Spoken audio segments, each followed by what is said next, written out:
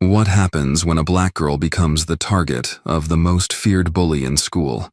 He is determined to break her, pushing her to the edge, but an unexpected twist changes everything, challenging not only his power but also the deep-rooted prejudices surrounding them.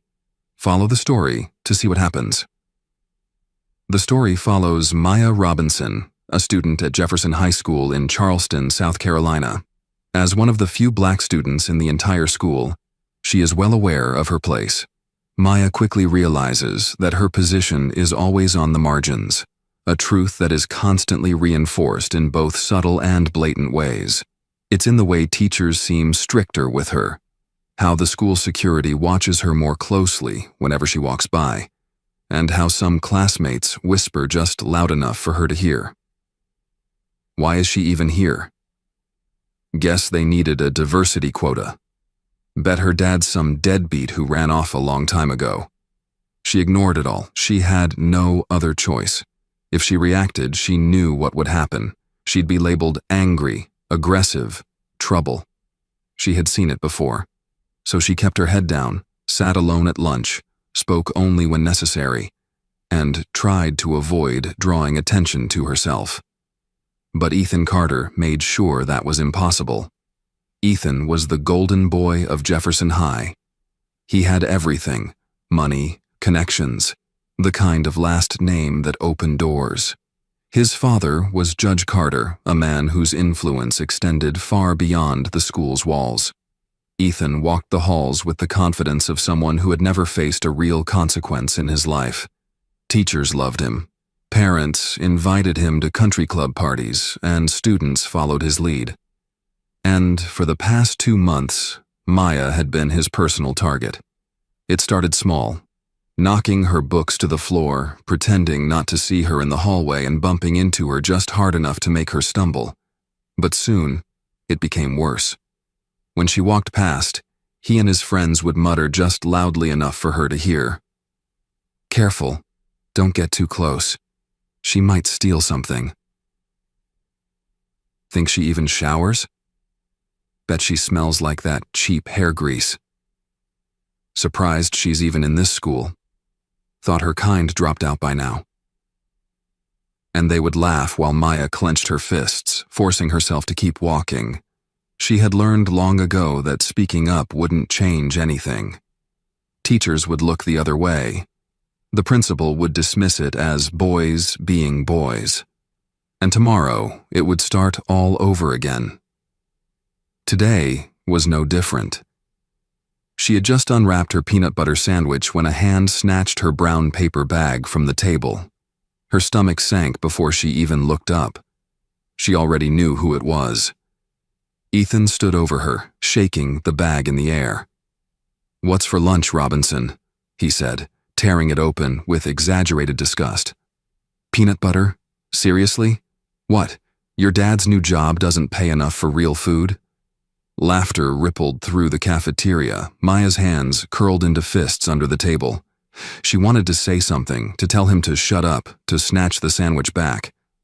But she didn't. She never did. Ethan leaned in closer, voice dripping with fake sympathy. "You should really say thank you. I'm just helping you keep that big mouth of yours shut."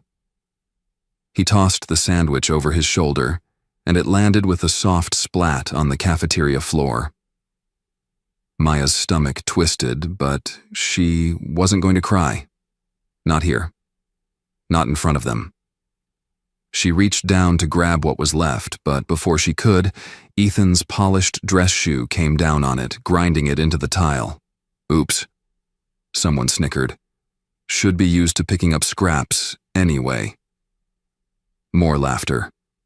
The world seemed to shrink, the sound of their taunts ringing in her ears. She could feel their eyes on her, watching, waiting for her to react. But she wouldn't give them that satisfaction. She grabbed her backpack, pushed past the tables, past the whispers, past the smirks, and kept walking. But just as she reached the edge of the cafeteria, she heard another voice. "Enough." The room fell silent. Maya turned and saw Luke Henderson, one of the few students at Jefferson High who never seemed to follow the crowd.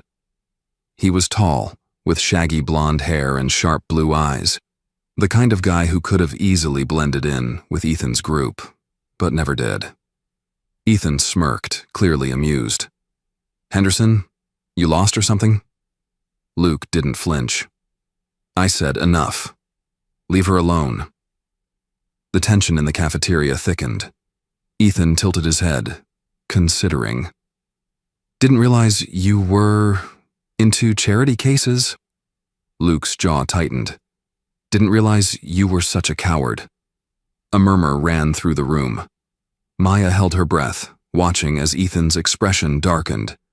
For the first time, someone had challenged him, out loud, in front of everyone. He glanced around, probably realizing that if he pushed it further, he might lose control of the moment. So he just scoffed, shaking his head. "Relax, man, just having a little fun." He turned away, but not before sending Maya a sharp, warning glance. Luke hesitated, then turned to her. "You okay?" Maya didn't know how to respond. No one had ever stepped in for her before. She nodded, not trusting her voice. He gestured toward the empty seat across from her. "Mind if I sit?" She blinked. "You want to sit here?" Luke shrugged. "I figure if I do, maybe next time, someone else will." Maya didn't know if that was true. But for the first time in a long time, she didn't feel completely alone. That night, she barely spoke when she got home.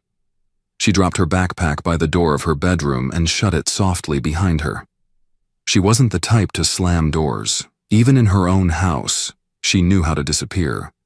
But her father noticed. "Maya." His deep voice carried through the door. "Everything okay?" She hesitated, fingers tightening around the strap of her backpack before she dropped it onto the bed. "Yeah," she said. "Just tired." A pause. Then a quiet sigh. "Dinner's in an hour." She listened to his footsteps fade before she exhaled. Her father had enough to deal with. Moving to a new town, stepping into the police chief's office trying to clean up the mess left behind by the last guy. She wasn't about to add high school drama to his plate. She could handle it. Except the next day, Ethan made sure she couldn't ignore him. Before first period, she was pulling books from her locker when something slammed against her back. Hard. She stumbled forward, her forehead nearly smacking into the cold metal. Laughter. She turned. Slowly. Ethan leaned against the lockers, smirking. "My bad, Robinson. Didn't see you there." Her fists clenched at her sides. But she said nothing. That was what he wanted. A reaction. But Ethan wasn't satisfied. By lunchtime, the rumor had already spread. She wasn't sure who started it, but she could guess. As she walked into the cafeteria, whispers followed her. "Did you hear?" She tried to fight Ethan. "No way." "Yeah, swung on him and everything." Bet she cried after. She stopped in her tracks, her mouth dry. Ethan sat at his usual table, scrolling through his phone like none of it mattered. Her fingers curled into the fabric of her sweater. This was worse than the shoving, worse than the stolen lunches. This was making sure she was alone. Making sure no one wanted to sit with her, talk to her, be seen with her. And it worked. Except this time, as she moved toward her usual lonely table, Luke slid into the seat across from her again. And this time, people noticed. Maya knew the moment she walked into school the next morning that something had shifted. The way students looked at her wasn't the same as before. It wasn't just the usual cold indifference, the barely hidden sneers. Now there was something different. Interest. Whispers trailed behind her like shadows. Some people pointed, others smirked. A few just stared. She caught a group of girls huddled by their lockers, eyes flicking between her and their phones, their laughter sharp and cruel. Her stomach twisted. Something was coming. By the time she reached her locker, she saw him. Ethan, leaning against the wall like he had all the time in the world, his arms crossed, that smug grin playing on his lips. Luke was a few feet away, talking to someone, oblivious. Maya focused on her lock, willing herself to stay calm. "Enjoying your new little bodyguard, Robinson?" Ethan's voice was light, mocking. "Didn't know you needed a white savior." Maya stiffened. She knew better than to engage, but the words hit something raw inside her. She yanked her locker open, ignoring him. Ethan chuckled. "Bet you think he actually gives a damn, but we both know how this ends, don't we? He'll get bored. Move on, and then where will you be?" Maya slammed her locker shut. "I don't need anyone to fight for me." Ethan raised an eyebrow, amused. "That's cute. But let's be real, Robinson. You and I both know that kids like me, we win. Kids like you disappear." He leaned in closer, voice dropping to a whisper. "And if you don't disappear, I'll make sure you wish you had." Maya felt her hands tremble, not with fear, but with something else, something darker. She had spent months swallowing her anger, burying it deep. She had spent years pretending words didn't cut as deep as knives. But this time, something in her cracked. Before she could say anything, Luke appeared at her side. "Is there a problem here?" His voice was steady, calm, but there was something dangerous beneath it. Ethan smirked, raising his hands in mock surrender. "Relax, Henderson, just a friendly chat." Luke didn't move. "Doesn't look that way to me." Ethan held his gaze for a moment before letting out a dramatic sigh. "Fine, whatever. Just trying to help Robinson here realize her place." He turned to walk away but paused, glancing over his shoulder. "Oh, and Maya? You should check your phone." The moment he was gone, Maya pulled out her phone. Her stomach dropped, her notifications were flooded. She clicked on one of the links and felt her breath catch in her throat. It was a photo of her. The one from yesterday, when she had shoved Ethan in the parking lot. But it had been altered. Her face was twisted into an ugly snarl, her hands clenched into claws. Across the top, in bold red letters, "Psycho Robinson can't control herself." Her fingers trembled as she scrolled through the comments. "Wow, she looks insane. No wonder she has no friends. She probably attacked Luke too. Bet she's playing victim." Her chest tightened. It wasn't just a rumor now. It was something worse. Something people could see. Something they could believe. Luke leaned in, looking over her shoulder. His jaw tightened. "This is bullshit." Maya swallowed, forcing herself to keep her voice steady. "It doesn't matter." Luke looked at her sharply. "Of course it matters. This isn't just some stupid joke. They're trying to destroy you." Maya let out a hollow laugh. "And what am I supposed to do? Go to the principal? You think Dorson's gonna do anything? Ethan's dad basically owns this town." Luke exhaled slowly, like he was trying to keep himself from saying something reckless. Then, without another word, he took out his own phone. Maya frowned. "What are you doing?" "Fixing this," he muttered. Within minutes, a new post appeared on social media. Luke had taken a screenshot of the edited photo and posted it with a caption. "This is what bullies do when they're scared. They lie, they manipulate, and they use power to silence people. Don't fall for it." Maya's eyes widened. "Luke, you don't have to." "I do." His voice was firm. "Because if people like me don't speak up, people like Ethan keep winning." For the first time in a long time, Maya felt something other than exhaustion. Hope. Maybe, just maybe, Ethan wasn't as untouchable as he thought. But Maya should have known Ethan wasn't going to let this go. By lunchtime, the cafeteria was buzzing. Luke's post had gone viral, at least by Jefferson High standards. Some students were starting to question things. Others were doubling down, insisting Maya was just playing the victim. Ethan, however, was nowhere to be seen. Maya should have known that wasn't a good sign. She was halfway through her meal when the doors to the cafeteria swung open and Ethan walked in. But he wasn't alone. His father, Judge Carter, was right behind him. And trailing after them, looking pale and tense, was Principal Dorson. The room went silent. Dorson cleared his throat, looking directly at Luke. "Mr. Henderson, a word."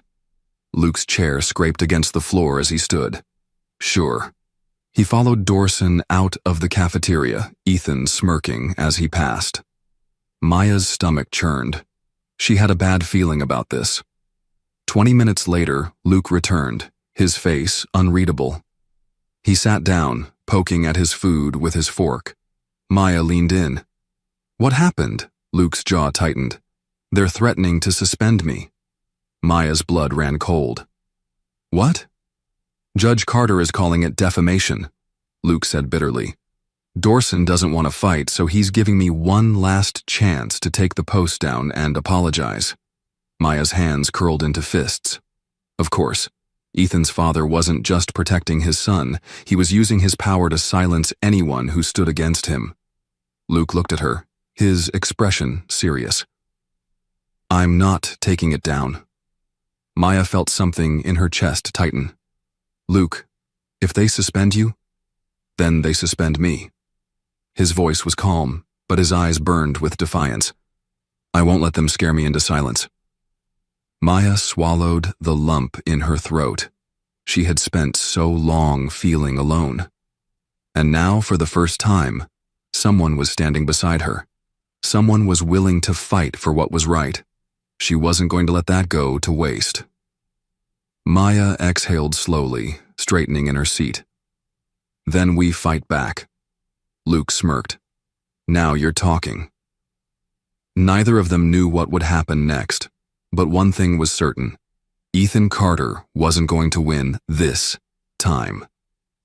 Maya barely slept that night. Every time she closed her eyes, she saw Ethan smirk, Judge Carter's cold, calculating stare, and Luke's determined face as he refused to back down. The weight of it all pressed against her chest, making it hard to breathe. She had spent so long convincing herself that none of this mattered, that she could just endure it, and eventually, it would go away. But it wasn't going away. It was growing, spreading like wildfire, and now Luke was caught in it too. The next morning, the air at Jefferson High was thick with tension. Students whispered in hushed voices, their eyes darting toward Maya and Luke every time they walked past. They knew something was coming, but none of them could have predicted just how big it would be. By second period, Luke was called to the principal's office again. Maya watched him go, her stomach twisted in knots. 40 minutes later, he returned, his face unreadable. He sat beside her in class, staring straight ahead. "What happened?" she asked under her breath. Luke exhaled, shaking his head. "Same thing as yesterday. They're threatening to suspend me unless I take the post down. But this time they made a mistake." Maya frowned. "What do you mean?" Luke turned to her, his expression grim but determined. "They called my dad." Maya's stomach dropped. She had never thought much about Luke's family. He never talked about them, and she had assumed they were just another middle-class family trying to get by. But she was wrong. Luke's father wasn't just some office worker or business owner. He was Daniel Henderson, the U.S. Attorney for the District of South Carolina, a federal prosecutor, and now he knew everything. By lunchtime, the entire school was buzzing. Luke's dad had arrived at Jefferson High with a team of federal investigators. They had marched straight past the front desk, their suits crisp, their expressions unreadable. Students craned their necks trying to catch a glimpse of what was happening. Maya sat in stunned silence, watching it all unfold. 30 minutes later, an announcement came over the intercom. All students are to remain in their classrooms until further notice. The halls emptied, Doors shut. A few minutes later, a security officer walked into the principal's office, and then, just like that, Principal Dorson was escorted out of the building. Maya's breath caught in her throat. "What just happened?" she whispered to Luke. Luke leaned back in his chair, watching as Dorson was led to his car, his face pale as a sheet. "My dad found something." Maya didn't have to ask what. Dorson had covered for Ethan, had let him harass her, had ignored every complaint against him, and now someone with real power had finally done something about it. The news spread like wildfire. By the end of the day, students whispered about how Dorson had been placed on immediate administrative leave pending an investigation. Some claimed he had taken bribes from Judge Carter. Others said he had been covering up misconduct for years. But the biggest shock came that evening. Maya was sitting at home when the local news played a breaking story. Judge Carter is facing a federal corruption probe after it was discovered that he used his position to intimidate school officials and obstruct justice. Sources say the investigation stems from a complaint filed by U.S. Attorney Daniel Henderson, whose son was allegedly threatened for defending a fellow student against Carter's son, Ethan. Maya's jaw dropped. Judge Carter was being investigated. She grabbed her phone and called Luke. "Did you see the news?" she asked breathlessly. Luke's voice was calm, but there was a satisfaction behind it. "Yeah, my dad doesn't play around." Maya exhaled, gripping her phone tighter. "What's going to happen now?" Luke hesitated for a second. "Ethan's getting expelled." Maya blinked. "Expelled?" "Yeah. My dad made sure of it. They're not just suspending him this time." Luke sighed.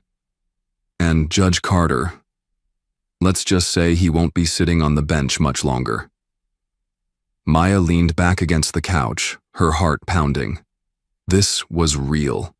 It wasn't just another slap on the wrist. For the first time, the system had worked. She wasn't just surviving anymore. She was winning. The next day at school, Ethan was gone. His locker was empty. His seat in class was unoccupied. The whispers started immediately. "Did you hear? His dad's under investigation. They're saying they might disbar him. Ethan's transferring. Some private school upstate." Maya walked through the halls, feeling something she hadn't in a long time. Relief. At lunch, she sat across from Luke, watching as people stole glances at them, their expressions unreadable. Some looked impressed, others looked nervous. Luke smirked. "You notice they're all suddenly quiet?" Maya nodded. "Yeah." "They're scared," he said, picking up his sandwich. "They saw what happens when people fight back." Maya let that sink in. For so long she had believed she was powerless, that Ethan and people like him would always win. But that wasn't true. People like Judge Carter only had power because they were allowed to have it, because people stayed silent, because no one pushed back. But this time, someone had, and this time, they had lost. Maya took a deep breath, letting herself enjoy the moment. She wasn't naive. She knew this wasn't the end.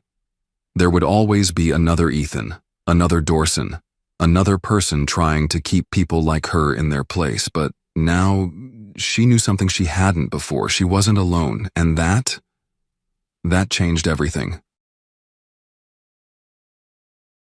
What happens when a school bully targets a quiet newcomer without realizing he's not alone? Meet Elijah, a thoughtful teenager who moves to a small town hoping for a fresh start, only to become the latest victim of cruel pranks and daily humiliation. But what the bullies don't know is that Elijah carries more than silence. He carries strength, patience, and a powerful family connection that could change everything. This isn't just another story about bullying. Get ready for a compelling, heartfelt journey grounded in truth. A story where real power doesn't come from fists. It was his first day at Central Valley Middle School, his third school in 2 years. His mom had recently taken a nursing job at Mercy Hospital, hoping for a fresh start after years of struggle and temporary housing. Elijah, small for his age but sturdy, walked with a steady rhythm, eyes forward, shoulders back. His skin was a deep, smooth brown. His hair buzzed short and his sneakers, scuffed but clean, made soft squeaks on the school's polished linoleum floor. He had promised himself he would lay low, stay quiet, and not give anyone a reason to remember his name. It wasn't long before he felt eyes on him. The kind of stares you get when you're new, different, or just unfamiliar. As he passed the main hallway with banners for the Eagles football team and faded photos of past yearbook champions, a tall kid with dirty blonde hair and a smug grin leaned against a locker like he owned the whole place. That was Kyle Brewer. Everyone in school knew him. Quarterback of the junior team, son of the local car dealership owner, and self-appointed king of the 8th grade. His entourage of jocks laughed too loudly at his jokes, shifted uncomfortably when he raised his voice, and did whatever it took to stay in his good graces. Kyle spotted Elijah and, without missing a beat, said, "Hey, we got a new recruit for the janitor team." His voice carried just enough humor to be dangerous. Elijah didn't respond. He kept walking, heart pounding but expression calm. "What, too shy to speak?" Kyle pressed, stepping into his path. "Or maybe you don't speak English." Elijah looked up, meeting Kyle's gaze. His voice was soft, measured. "I just don't waste words on people who don't deserve them." Kyle blinked, momentarily thrown off by the quiet confidence. But before anything else could happen, a bell rang, and the hallway exploded into chaos as students rushed to their first period classes. Elijah disappeared into the crowd, not looking back. Throughout the day, whispers followed him like shadows.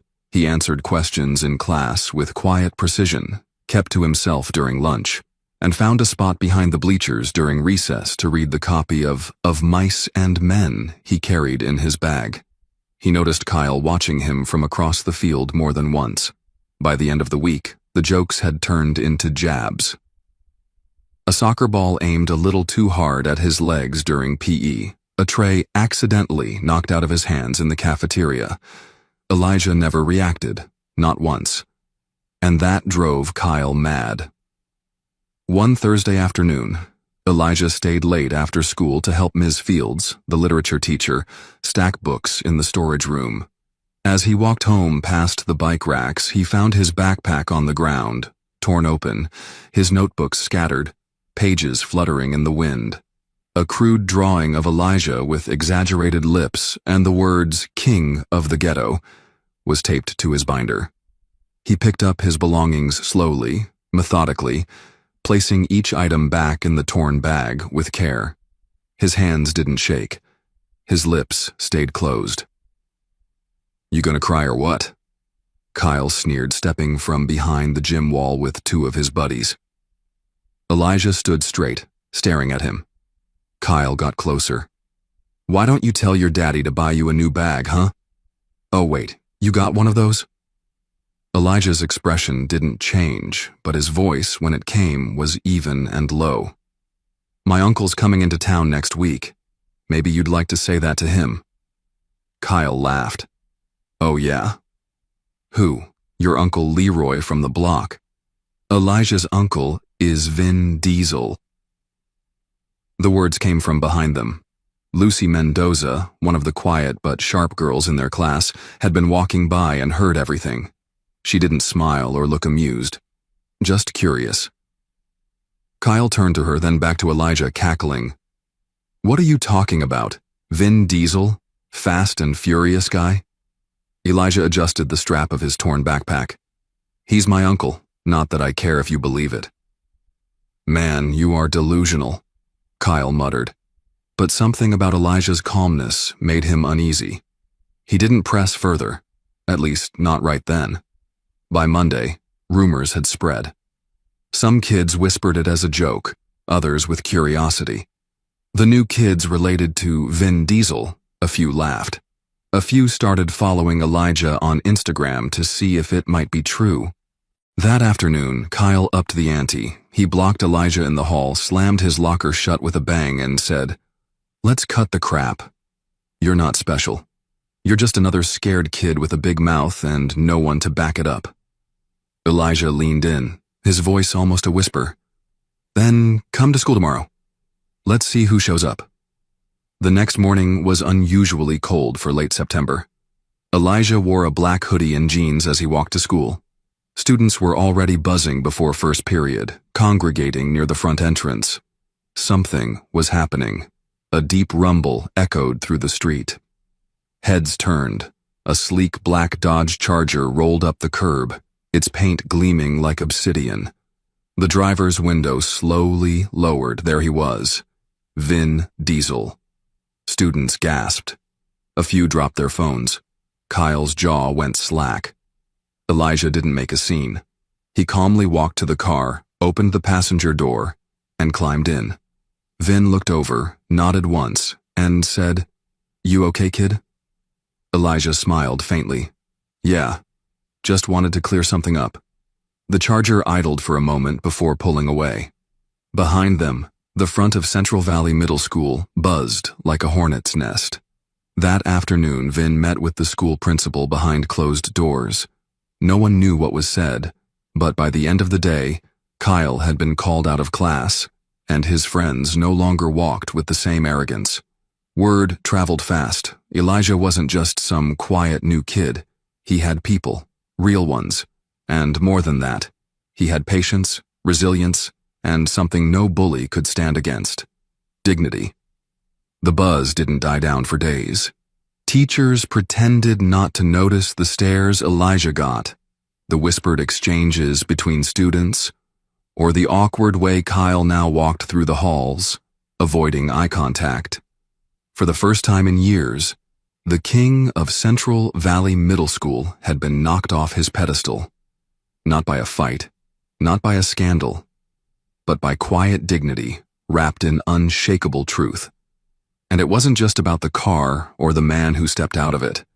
It was the way Elijah carried himself before and after, as if he didn't need the spectacle to prove who he was. That disturbed Kyle more than anything. At lunch, Elijah took his usual seat at the far edge of the cafeteria. He still sat alone, but it didn't feel the same. People glanced at him, not with mockery, but with something closer to respect or confusion. Some of the kids who had laughed before were now silent. A few even nodded his way. Elijah didn't care for the attention, but he recognized the shift. Power in a place like middle school was fluid. Respect didn't come from popularity. It came from principle. And people were beginning to understand that. Kyle, however, wasn't ready to let go. Humiliation festered in his chest like a growing flame. His world was one of dominance: football, locker room hierarchy, weekend lake parties where his dad's money kept everything loud and wild. He couldn't afford to be the guy who got put in his place by the quiet kid with the famous uncle. So he did what cowards do when pride is wounded. He lashed out from the shadows. The next day, Elijah opened his locker to find a printout taped to the inside. A photoshopped image, crudely done, of him in prison stripes, with fake headlines that read, "Vin's nephew busted for lying." At the bottom, scribbled in red marker, "Guess fame runs in the family, so does jail." Elijah peeled it off slowly, folded it once, and placed it in his pocket. He didn't react. Around him, a few students glanced his way, unsure what to say. He walked to class like nothing happened. That evening, over spaghetti and garlic bread, his mom asked how school was. He looked at her, thought about telling her everything, then shook his head and smiled. "It's fine. Just learning who people really are." At night, Elijah lay in bed, eyes fixed on the ceiling. He thought about Vin's words as they rode away that day. "You don't fight fire with fire. You let it burn out when no one feeds it." He understood now. Kyle was feeding the fire alone, and that kind of fire always devours its maker. Still, he wasn't naive. Kyle would escalate, and Elijah needed to be ready, not for a physical fight, but something much more strategic. So, he paid attention. He noticed things. How Kyle treated his so-called friends, how he flirted with girls, then mocked them behind their backs, how he bragged about his dad's dealership, but never invited anyone over. He watched the way Kyle handled pressure, how his jokes got darker when his popularity dipped, how he always needed someone to look down on to feel tall. The final straw came 2 weeks later. Elijah arrived at school to find a small crowd gathered near the library entrance. There, on the bulletin board, were screenshots, dozens of them, printed out and pinned for all to see. Texts from Kyle leaked from a group chat he had with his teammates. There were jokes about classmates, racist, sexist, cruel. Ugly things, said behind the backs of kids he smiled at daily. Even Coach Duffy's name was mentioned in a not-so-flattering light. No one knew who had leaked them, but it didn't matter. The damage was nuclear. Kyle arrived late that day. By the time he stepped into the hallway and saw the wall of shame, it was too late. Students parted like the Red Sea, watching him in silence. Some took photos. A few snickered.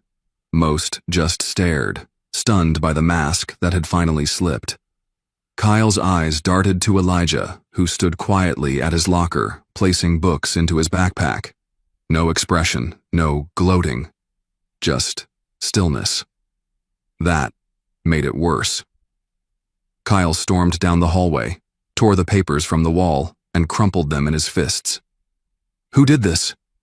Who the hell did this?" he shouted. But no one answered. Not even his friends, if they could still be called that. By lunch, Kyle sat alone for the first time in his life. No one laughed at his jokes. No one shared their chips. Even the teachers seemed to look at him differently. Elijah took his tray and walked past him without a glance, but Kyle couldn't let it go. That afternoon, he waited for Elijah by the bike racks. His face was flushed, his fists clenched. When Elijah stepped into the cool autumn light, Kyle blocked his path. "This is your fault," he hissed. "You think you're better than me? Just because you've got some movie star for an uncle?" Elijah looked him dead in the eye. "No," he said quietly. "I think I'm better than who you pretend to be." Kyle shoved him, hard, but Elijah didn't stumble. He stood his ground. "You don't get it," Kyle said. "This isn't over." "It is," Elijah replied. "You just don't know it yet." Kyle didn't hit him. He couldn't. Not with 3 teachers watching from a distance and half the school still buzzing from the morning's revelations. Instead, he turned and walked away. Fast, fists still clenched, shoulders tight with rage. That night, Elijah sat on the porch steps, watching the sun set behind the hills. His mom sat beside him, sipping chamomile tea. He finally told her everything. She didn't interrupt. When he finished, she nodded once and placed her hand on his. "You're your father's son," she whispered. He never raised his voice, but the room always listened. The next morning, a new energy hummed through the school. Kyle wasn't suspended, but word was he'd been removed from the football team. His father had been called in for a long, tense meeting with the principal. Some of the screenshots had found their way online. Parents were involved now. Reputation meant something in a place like Springfield. Kyle's was in free fall. Elijah noticed the shift in air as he walked through the halls. People didn't whisper anymore. They nodded, said hello, asked if he wanted to join them for lunch. Some were still wary, unsure what to make of him. That was fine. Respect earned slowly was always stronger. Later that week, as he sat under the tree behind the gym, Vin pulled up in the Charger. No dramatic entrance this time, just a soft engine and a smile. Elijah climbed in. "How was your week?"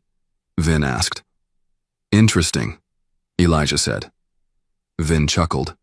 You didn't even touch the kid. Elijah looked out the window, the corner of his mouth twitching upward. Didn't have to. Vin drove off, the sun catching the edge of the hood, casting a golden glare that danced across the pavement. Neither of them said much. They didn't need to. Victory didn't always look like a trophy or a fight won. Sometimes it looked like keeping your peace while the rest of the world fell apart around someone who deserved it. Over the next few weeks, life at Central Valley Middle School found a new rhythm. The storm that had centered around Kyle Brewer slowly dissipated, leaving behind the kind of silence that comes after a wildfire. Still, a little smoky, but clearing. The school no longer revolved around his moods, his jokes, or his approval. Students walked the halls without the constant undercurrent of fear or judgment. Elijah noticed the difference in how people carried themselves.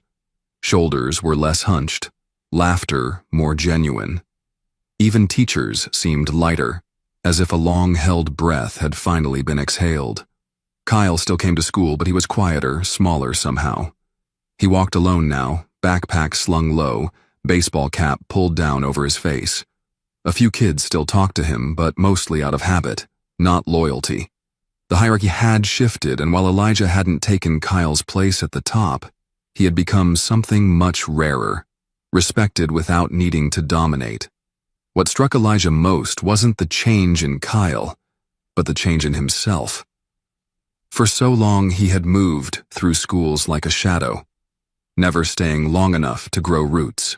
But here, in this small town, surrounded by kids who once mocked and now watched him with quiet recognition, he had begun to feel something unfamiliar.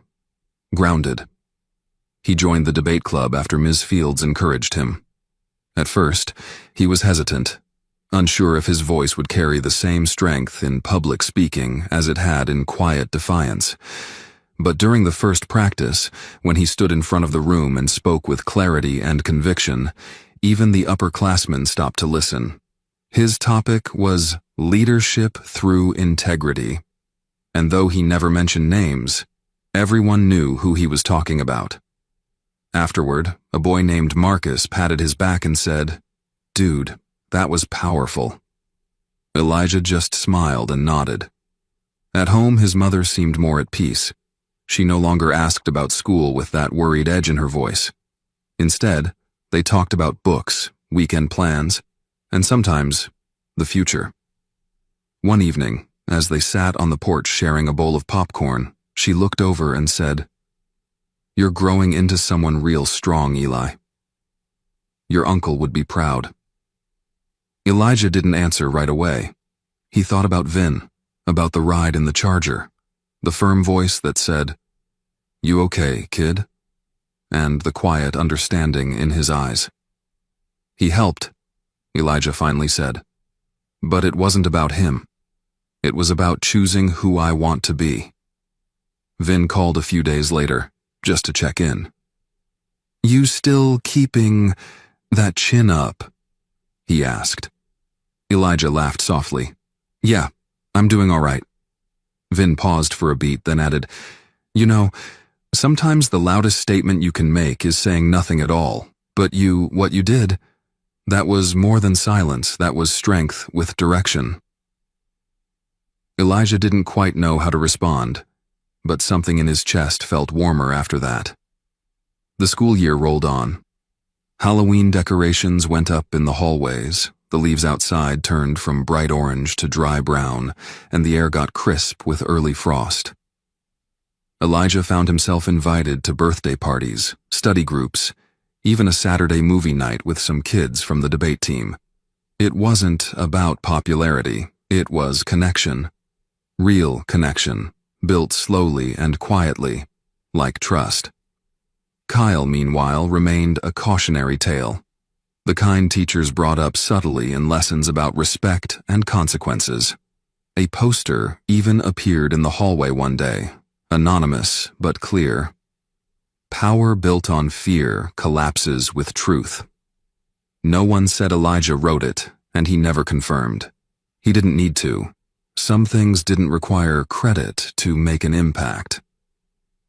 One Friday afternoon, a substitute gym teacher let the kids play basketball freely. Kyle was shooting hoops alone when the ball rolled toward Elijah. He picked it up, turned it in his hands, then walked over and handed it back. Kyle muttered, "Thanks," without making eye contact. Elijah nodded. "You used to be good at this," he said quietly. Kyle looked up, confused. Elijah continued, "Maybe you still are. Just got lost somewhere in all that noise." Then he walked away, leaving Kyle standing there, ball in hand, unsure how to respond. It wasn't forgiveness, not exactly. But it wasn't hatred either. It was something more mature, an invitation to grow, or at least a refusal to carry bitterness.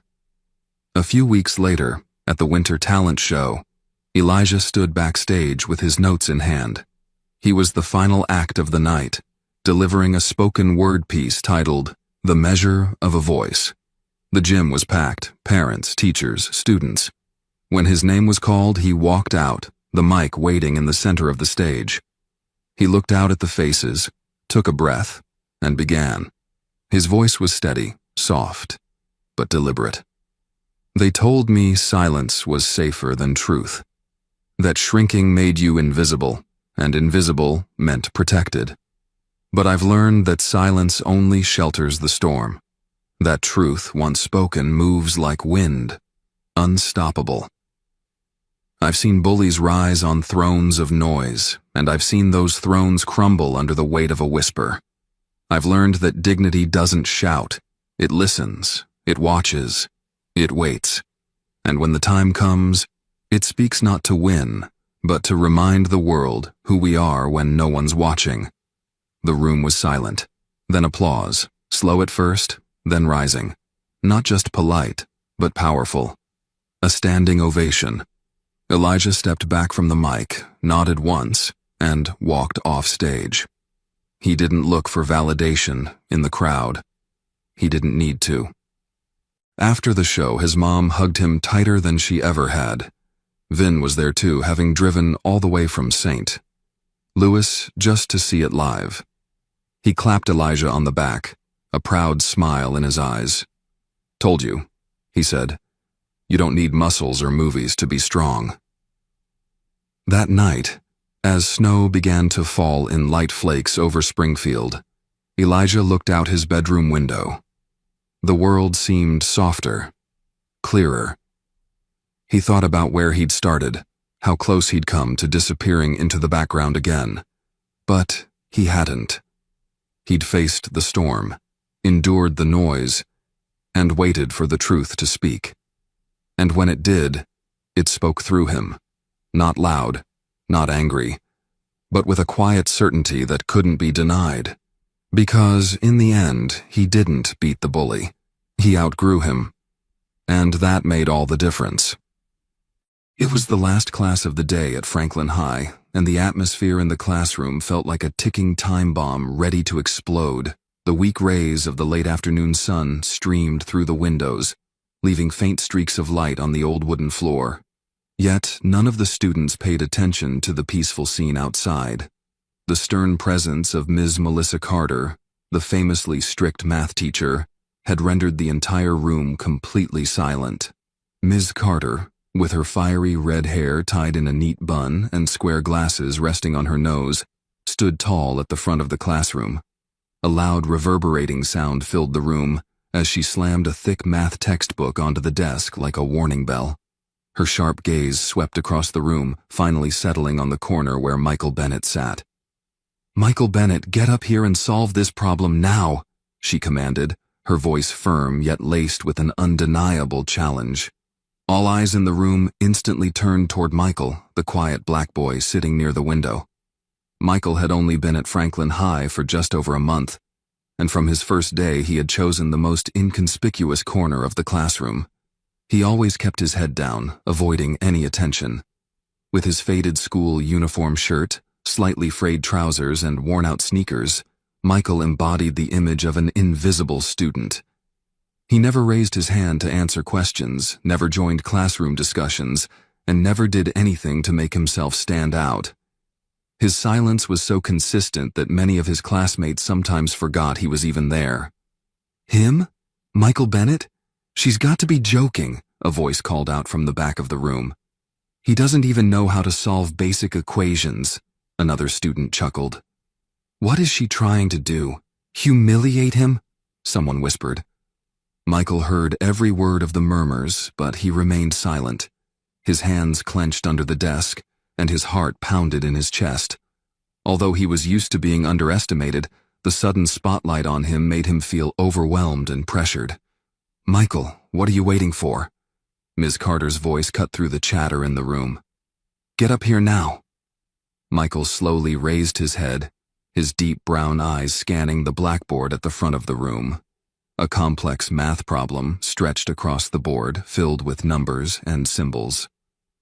This wasn't an ordinary problem. It was designed to challenge even the brightest students in the class. Ms. Carter stepped closer to the board, carefully examining each line of Michael's work. The room remained silent, no one daring to breathe too loudly.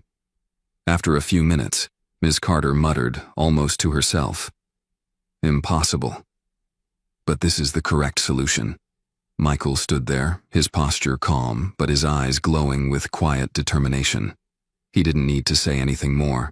The solution on the board spoke volumes. Behind him, the classmates who had mocked him just minutes ago now looked at him with a mix of awe and newfound respect. "Michael Bennett," one student whispered. "He actually did it." For the first time, Michael didn't feel like an outsider. For the first time, the eyes on him were not filled with judgment, but recognition. The atmosphere in the classroom at Franklin High was utterly silent, as though all sound had been drained out by the solution on the blackboard. Ms. Carter stood still, her eyes scanning every line of the equation over and over as if searching for a mistake. Yet no matter how carefully she looked, the answer remained undeniably correct. The class began to stir. A few students sitting close to each other leaned in, whispering with amazement. "He really did it. I can't believe it. Michael Bennett actually solved the problem. But how is he this smart? He's always been so quiet." Ms. Carter turned around, her expression caught somewhere between astonishment and uncertainty. This wasn't the outcome she had anticipated. When she called Michael to the board, she had hoped to push him to try harder, or at least to demonstrate to the class that passivity wouldn't lead to success. Yet now, she was faced with a result she hadn't expected in the slightest. "Michael," she began, her voice hoarse and lacking its usual sharpness. How did you solve this? This is a college-level problem. Michael looked at her, his gaze steady yet calm. There was no arrogance in his demeanor, only quiet confidence. "I just looked at it and saw the solution," he replied. "It's all there, right on the board." His explanation was simple, devoid of any hint of boasting. Yet it left Ms. Carter speechless. The stillness was broken by a few tentative claps from the back of the room. Slowly, the applause spread, gaining momentum as students joined in. Before long, the room erupted into cheers, mixed with incredulous laughter, as if the class had just witnessed something extraordinary. Michael turned to face the class. Among the familiar faces, his eyes landed on Jack, the boy who had been the loudest in mocking him earlier. Jack now sat frozen in his seat, mouth slightly agape, clearly stunned by what he had just seen. "You," Jack stammered, his voice barely above a whisper but loud enough for Michael to hear. "You're really that smart? Why didn't you ever say anything?" Michael shrugged lightly. "I didn't think anyone would care." The honesty in his words made Jack lower his head, his face turning a deep shade of red. The silence hung in the air for a moment, awkward and heavy, until a voice from the back broke it. "Michael, you're a genius," a girl exclaimed, her voice tinged with awe and excitement. "You've been hiding this from us the whole time, haven't you?" Michael didn't reply. He turned back to the blackboard, letting his eyes rest on the problem he had just solved. A new sensation washed over him, Not fear, not anxiety, but a strange, calming relief. Still, not everyone in the room was ready to accept the outcome so easily. From the front row, Brandon, the class's star math student and Ms. Carter's go-to example of academic excellence, suddenly stood up. "There's got to be a mistake," Brandon said, his voice rising in frustration. "He never raises his hand, never participates, never even does his homework. How could he possibly solve this?" The murmurs in the room died down as all attention shifted to Brandon. For a moment, the class seemed to hold its collective breath, waiting to see how Michael would respond. But before Michael could say a word, Ms. Carter spoke up. "Brandon," she said firmly, her voice calm but commanding, "Michael's solution is entirely correct. Just because you don't understand him doesn't mean he's incapable. I think it's time we all stop underestimating people based on appearances or assumptions." Brandon sat down abruptly, his face flushing with embarrassment as the rest of the class turned their attention back to Michael. Michael said nothing. He didn't want to drag the moment out any longer. Yet, what surprised him most was the small, encouraging smile from Ms. Carter as she looked at him. "Michael," she said, her tone softening, "you should be proud of what you've just accomplished.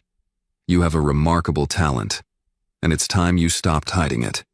Sometimes, letting people see who you truly are can make you stronger." The room fell silent again as the class turned to Michael, waiting for his reaction. Michael hesitated briefly, then nodded. "Thank you," he said simply. But in those two words, there was a newfound confidence, a steadiness in his voice that hadn't been there before. When the bell rang, signaling the end of class, students began gathering their things. Yet instead of rushing out as they usually did, many lingered, their conversations focused entirely on Michael's unexpected brilliance. A few approached him directly, their faces lit with curiosity and admiration. "Michael, that was amazing. I had no idea you were so good at this. Do you think you could help me with some problems? I've been stuck on these assignments for weeks." Michael smiled faintly, offering polite responses. He still felt a little overwhelmed, but for the first time, he didn't feel out of place. As Michael walked toward the door, a voice called after him. "Michael, wait up." He turned to see Ms. Carter standing near the doorway, her expression softer than he had ever seen before. "Michael," she began, "I owe you an apology. I didn't see your potential earlier, and that was my mistake. But now that I do, I hope you'll never be afraid to show the world what you're capable of. You have something truly special." Michael hesitated, then gave a small nod. "Thank you, Ms. Carter. I'll try." Her smile widened, and for the first time, Michael felt a genuine sense of recognition, not just from his peers, but from someone who had doubted him before. As he stepped into the hallway, the golden rays of the late afternoon sun filtered through the windows, casting a warm glow on the polished floor. Michael took a deep breath, feeling as though a heavy weight had been lifted off his shoulders. For the first time, he didn't feel the need to hide or retreat into the shadows. He knew the coming days would bring questions, conversations, and likely new challenges. But now, he was ready. The next day, Michael walked through the gates of Franklin High, sensing that something about the atmosphere had shifted. The usual indifference in the hallway had been replaced with curious glances and even smiles. Some students greeted him with a nod or a cheerful, "Hey, Michael," as he passed, something that had never happened since he first arrived at Franklin High. "Michael, wait up," a voice called from behind. Turning around, Michael saw Jack running toward him, his face lit with excitement. "Good morning," Jack panted, clearly out of breath from rushing. "Listen, I think you should sit near me in math class today. We could go over some problems together." Michael raised an eyebrow, surprised. "Go over problems?" Jack laughed awkwardly, rubbing the back of his neck. "Yeah, I mean, you're really good. You could help me understand some of the harder stuff." "What do you say?" Michael hesitated, then let out a small chuckle, the first time he had ever felt so at ease with a request like this. Sure, but I'm not sure I'll be great at teaching. Doesn't matter, Jack said, patting Michael's shoulder like they had been friends for years. You're smart. We'll figure it out together. As they entered the math classroom, Michael immediately noticed something unusual. Written in bold letters on the blackboard were the words, Michael Bennett, the boy who made the impossible possible. The entire class erupted into applause when Michael stepped inside. Some students whistled, while others banged their desks playfully in support. Michael froze in his tracks, unsure of how to respond. Finally, he gave a small nod, his cheeks slightly flushed, as if to say, thank you. Ms. Carter approached him, a proud smile softening her normally stern expression. Michael, I've been thinking a lot about what happened yesterday, she began. I realized your talent isn't just remarkable. It's something that deserves to be nurtured and encouraged. That's why I have a proposal for you. Michael stared at her, feeling a knot of nervousness tighten in his stomach. A proposal? What kind of proposal? Ms. Carter's smile widened. I want you to join Franklin High's math team. We're competing in the state championship in 2 months, and I believe you'd be an invaluable member of the team. What do you think? The classroom fell silent. Every pair of eyes was on Michael. From the back, whispers started to ripple through the room. He's got to say yes, right? With Michael on the team, we'll crush it at state. Michael stood frozen, his thoughts racing. He had always avoided being part of any group, choosing instead to blend into the background and stay unnoticed. But now, as he looked into Ms. Carter's encouraging eyes and saw the hopeful faces of his classmates, something shifted within him. This wasn't just a challenge, it was an opportunity to step into the light for the first time. He took a deep breath and nodded. Okay, I'll do it. The room erupted into cheers, louder than before. Jack, grinning from ear to ear, slapped Michael on the back. I knew it. You're going to be the star of the team, man. The weeks that followed brought more change to Michael's life than he ever thought possible. He was no longer the quiet boy in the corner of the room. Now he was the go-to person during group study sessions, helping classmates solve complex equations and working alongside the math team to prepare for the upcoming state championship. At first, the attention made him uneasy. Being relied upon wasn't something Michael was used to. But with each passing day, the support of his teammates and Ms. Carter's unwavering guidance helped him grow more confident in his abilities and in himself. Michael, you're a genius, Jack declared one afternoon during practice. I mean it. Thanks to you, I actually understood last week's assignment. I can't believe I used to mess with you. Michael smiled, his tone forgiving. Thanks, Jack. I just want to help everyone understand, the way I do. Finally, the day of the state championship arrived. The competition was held in a large auditorium filled with hundreds of spectators. Michael and the rest of the Franklin High math team stood on stage, their school name proudly displayed on a sign in front of their table. The tension was palpable as the competition began. Questions ranged from difficult to downright impossible, but Michael remained calm and focused. His teammates followed his lead, and together, they advanced through each round. In the final round, Franklin High faced their toughest challenge yet. The score was tied, and it all came down to the last question. The crowd fell silent as the problem appeared on the screen. Michael scanned the equation quickly, his mind working like a finely tuned machine. Each step of the solution unfolded in his head with clarity. He leaned into the microphone and confidently gave his answer. Correct, the announcer declared, and the auditorium erupted into applause. The Franklin High team jumped to their feet in celebration, hugging and high-fiving one another. Ms. Carter, watching from the audience, clapped proudly, her face glowing with pride. Michael stepped forward to accept the trophy on behalf of the team, the cheers of the crowd ringing in his ears. When they returned to school the next day, Michael was met with a hero's welcome. He wasn't just the quiet boy in the corner anymore. He had become a symbol of perseverance and hidden potential. Students stopped him in the halls to congratulate him, and some even asked for his help with their math homework. Despite his newfound recognition, Michael stayed true to himself. He remained humble and reserved, always willing to help but never seeking the spotlight. He knew that his journey was just beginning, and that this was only the first step towards something bigger. As the golden afternoon sunlight streamed through the windows of Franklin High, Michael sat by the window in his usual spot, a small smile on his face. For the first time, he felt certain about the road ahead. The future was wide open, and he was ready to face whatever challenges came his way. The story has ended. Thank you for listening. Goodbye, and see you in the next video. It was another morning at Jefferson High, a prestigious school in Birmingham, Alabama. The school's brick buildings gleamed under the soft morning sun as students flooded the hallways, their laughter and chatter echoing through the air. Groups of kids gathered near their lockers, some discussing last night's football game, others whispering about prom drama. But for Malcolm Brooks, this morning wasn't like any other.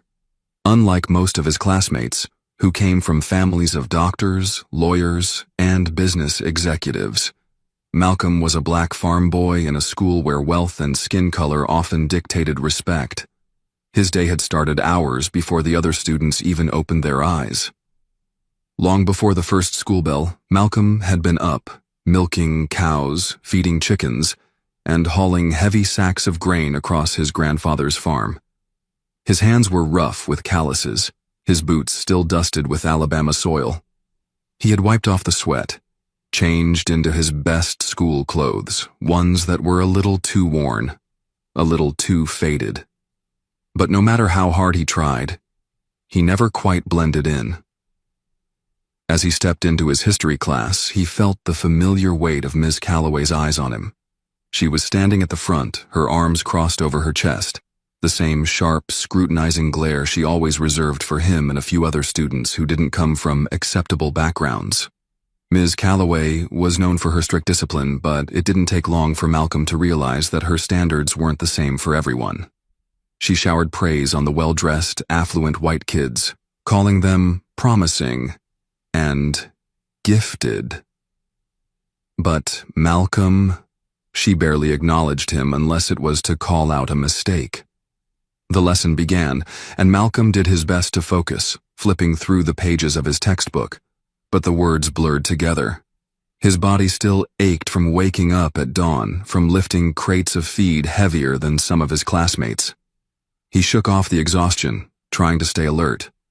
But before he could catch up, Ms. Calloway's sharp voice cut through the air.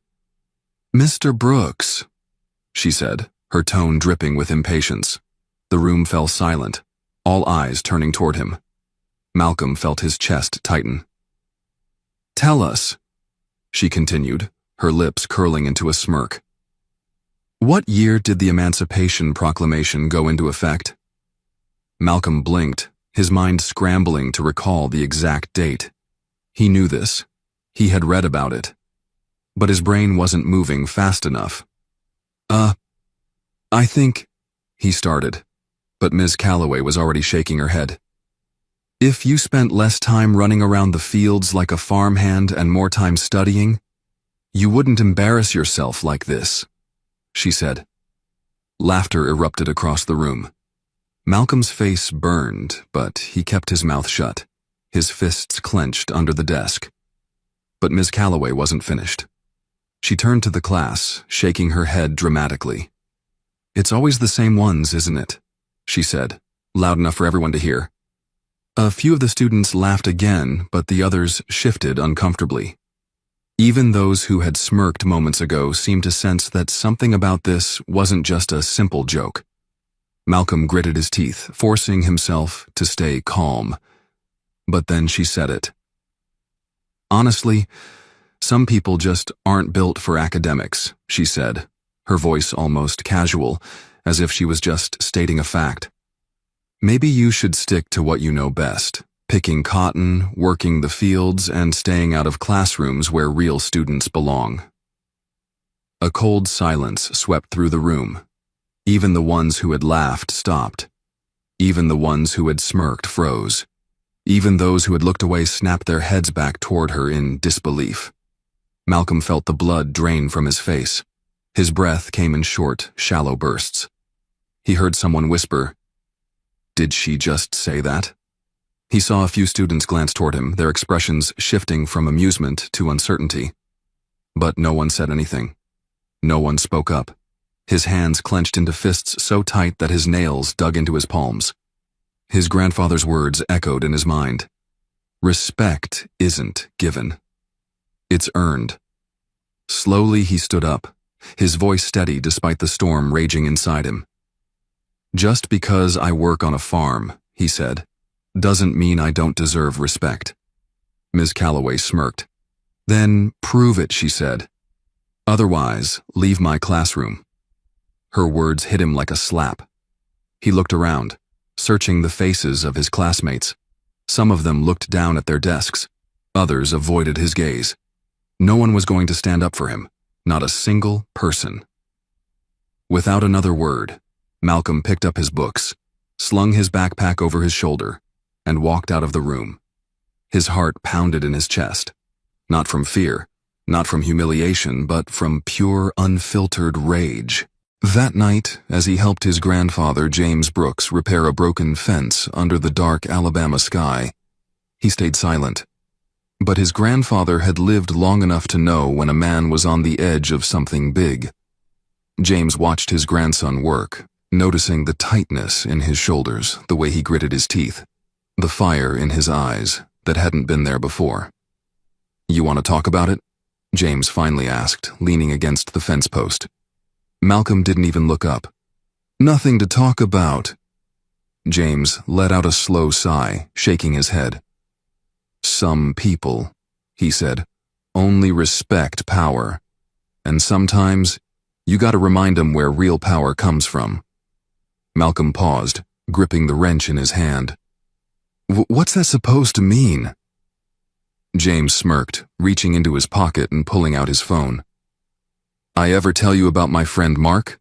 he asked, a knowing glint in his eye. Malcolm frowned. "Mark?" James tapped a few buttons on the screen, then held up the phone, showing a contact name that made Malcolm's heart skip a beat. Vin Diesel. Malcolm stared at the name, then at his grandfather. James just chuckled, slapping his grandson's shoulder. "Get some rest, son," he said, walking back toward the house. "Tomorrow's going to be interesting." Malcolm had no idea what his grandfather meant. But by the next morning, the entire school was about to learn a lesson they would never forget. The next morning, Jefferson High was just as it always was. Students spilling into the hallways, teachers preparing for the day, the smell of freshly brewed coffee wafting from the teacher's lounge. But there was something different in the air, a subtle tension, an unspoken curiosity that rippled through the students as whispers spread like wildfire. Something was happening. Something big. Malcolm walked through the halls, his head held high, though inside, he was still fuming. He had barely slept the night before. His grandfather had been cryptic about whatever he had planned, and Malcolm had almost convinced himself that nothing would actually come of it. Maybe James had just been trying to lift his spirits, to remind him that the world was bigger than Ms. Calloway's narrow-minded cruelty. But as Malcolm made his way toward his first class, he noticed the looks, the stolen glances, the way conversations hushed the moment he walked by. Something was off. Then he heard it. A low, distant thudding. Faint at first, barely noticeable beneath the usual morning bustle, but steadily growing louder, stronger, closer. A rhythm that didn't belong. A vibration that sent a ripple of unease through the campus. Students stopped walking. Teachers looked up from their lesson plans. Heads turned toward the windows as the sound became unmistakable. The deep, powerful pulse of helicopter blades cutting through the sky. And then someone shouted, "Yo, there's a helicopter landing on the football field!" The entire school seemed to shift at once. Students flooded toward the windows, pressing their faces against the glass, their mouths hanging open in disbelief. The rhythmic pounding of the rotors grew deafening as a sleek, black helicopter descended from the sky, kicking up dust and debris as it touched down right in the middle of the field. The symbol on its side was unmistakable, a logo that had been splashed across Hollywood billboards and action movie posters for decades. Someone gasped. Someone else muttered, "No way. No freaking way." The door of the helicopter swung open, and out stepped a tall, broad-shouldered man, dressed in all black, his signature bald head gleaming under the morning sun. The entire school froze. Even the teachers. Even Ms. Calloway, who had come rushing out of the building, her face twisting in confusion and disbelief. Because standing there, right in the middle of Jefferson High's football field, was Vin Diesel. The silence that followed was absolute. Then came the screaming. A wave of pure, unfiltered chaos erupted as students rushed toward the field, phones whipping out of pockets, cameras flashing as voices clashed in excitement and confusion. "Is that really him? What is he doing here? I swear to God, if this is a prank, I'm dropping out." Malcolm stood frozen in place. His brain struggled to catch up with the sight in front of him. He turned, searching for some kind of explanation, but then he saw his grandfather.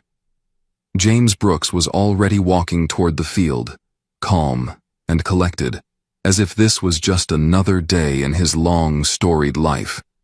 He glanced over his shoulder at Malcolm, the faintest smirk tugging at his lips. "Told you," he muttered, motioning for him to follow.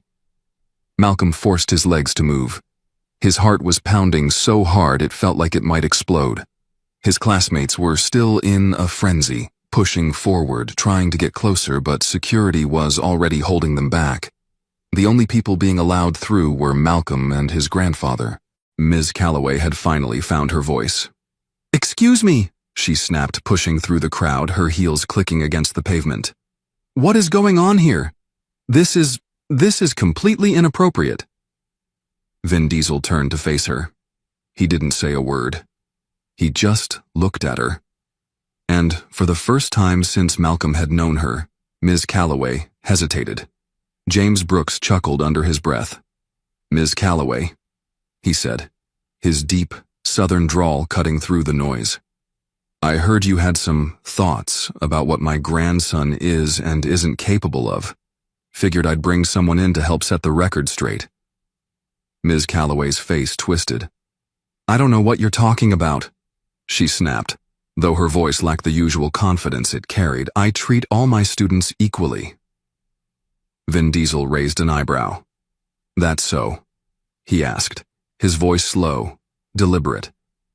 The entire school was watching. The students, the teachers, the principal who had just stepped out of the building, his expression somewhere between shock and fear. The cameras were still rolling, every phone in the crowd capturing this moment in crisp, high definition. Ms. Calloway was trapped. Malcolm felt a shift in the air. He had never seen her like this, cornered, unsure, exposed. And he realized then that no matter how much power she had wielded over him in that classroom, it was gone now. She had spent years looking down on students like him, thinking she was untouchable. But today, in front of Vin Diesel, his grandfather, and the entire school, she was nothing more than a woman who had finally been held accountable. James Brooks reached into his coat pocket and pulled out a check, a very large check. "See," he said, holding it up just enough for her to see the amount. "This school gets quite a bit of funding from me. Built the science lab, donated to the sports programs, even made sure this history department of yours had all the resources it needed." He smiled, but there was no warmth in it. "But I don't think I'll be supporting a school where teachers are out here humiliating kids for doing honest work." Ms. Calloway's face drained of color. Vin Diesel crossed his arms. "Maybe," he said, his voice low and measured. "You should think about what kind of example you're setting." Silence. Malcolm felt the tension snap like a rubber band. And then, for the first time in his entire life, he saw fear in Ms. Calloway's eyes. She swallowed hard, looked at the cameras, looked at Malcolm, looked at the check in James Brooks's hand. Then, finally, she spoke. I apologize, she said, her voice barely above a whisper. Malcolm took a slow breath. He had imagined this moment in 100 different ways. He had imagined fighting back, yelling, storming out of school, and never looking back. But now that it was here, he realized he didn't need to do any of that. He had already won. He stepped forward, looking straight at her, his voice steady. I don't need special treatment, he said. I just want to be treated with respect. Another silence. Then, from somewhere in the crowd, someone started clapping. And then another. And then the entire school erupted into cheers. Ms. Calloway turned and walked away, her head low, her steps stiff. James Brooks tore the check in half and let the pieces drift to the ground. Vin Diesel clapped Malcolm on the back. You're a smart kid, he said. Smarter than most people in that room. Malcolm smiled. For the first time in a long time, he felt like he could breathe. And as he walked through the halls of Jefferson High that day, he realized something. He had never needed to prove anything to people like Ms. Calloway, because respect wasn't given. It was earned. As the cheers roared through Jefferson High, Malcolm felt something shift deep inside him. It wasn't just the thrill of watching Ms. Calloway's face fall or the sight of his classmates rallying behind him for the first time. It was something more. A kind of weight lifting off his chest, a realization that he had never needed their approval, never needed to prove himself to anyone except himself. For so long he had accepted the stares, the whispers, the casual dismissals, believing that silence was the safest option. But standing here now, with Vin Diesel shaking his hand, his grandfather standing tall beside him, and the school erupting in applause, he knew that silence had never been the answer. Principal Lawson finally pushed through the crowd, his face tight with unease. He was a man who had built his career on maintaining control, on ensuring that everything at Jefferson High ran smoothly, but there was nothing smooth about today. The cameras were still rolling, the students were buzzing with energy, and Vin Diesel was standing on his football field like it was a movie set. The principal cleared his throat, plastering on a smile that didn't quite reach his eyes. Mr. Brooks, he said, addressing James, though his eyes kept flickering toward Vin. Perhaps we should take this conversation to my office. James chuckled, shaking his head. Nah, I think we're just fine right here. He turned to Malcolm, eyes twinkling with something like pride. You got something you want to say, boy? Malcolm looked around. This was his moment. He could feel it in his bones. He stepped forward, feeling the power in his own voice for the first time in his life.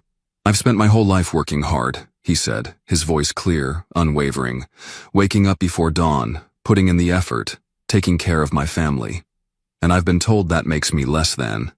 That because I work with my hands, because I come from a farm, because I don't have the same money or background as some of the other kids here. I don't belong. He looked right at Ms. Calloway, who was standing stiffly near the edge of the crowd, her arms crossed, her face unreadable. But that's a lie, he continued, shaking his head. And I know it's a lie because I'm standing here right now.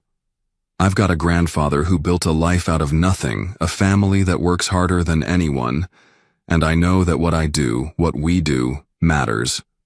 So if anyone here still thinks I don't belong, that I don't deserve to be in this classroom, in this school, in this world, that's their problem, not mine. The crowd erupted again. Principal Lawson looked like he had swallowed a lemon. Ms. Calloway didn't move. Vin Diesel grinned, clapping Malcolm on the back. That, he said, is what I call a monologue.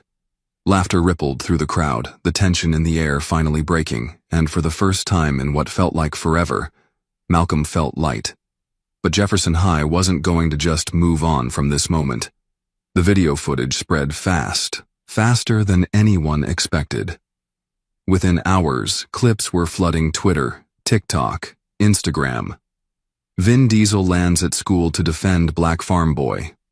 High school teacher gets humbled in front of Hollywood icon. Jefferson High exposed for discrimination.